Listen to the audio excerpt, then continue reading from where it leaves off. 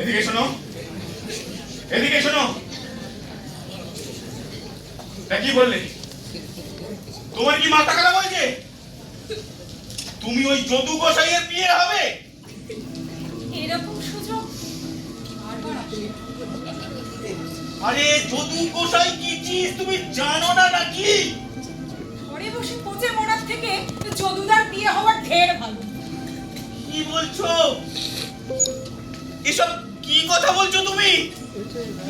আমাদের এত সুন্দর একটা ঘর সংসার, আমাদের ছোট্ট একটা ফুটফুটে ছেলে বাপ্পা, এসব জলাঞ্জলি দিয়ে তুমি?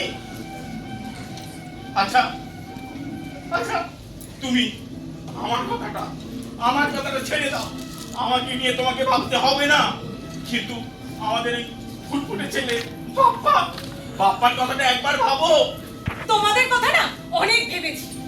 এখন আমি আমার নিজের জীবনটাকে নিজের মতন করে চালাবো। আচ্ছা, তোমার কোন শখ আহ্লাদটা আমি মেটাতে পারিনি?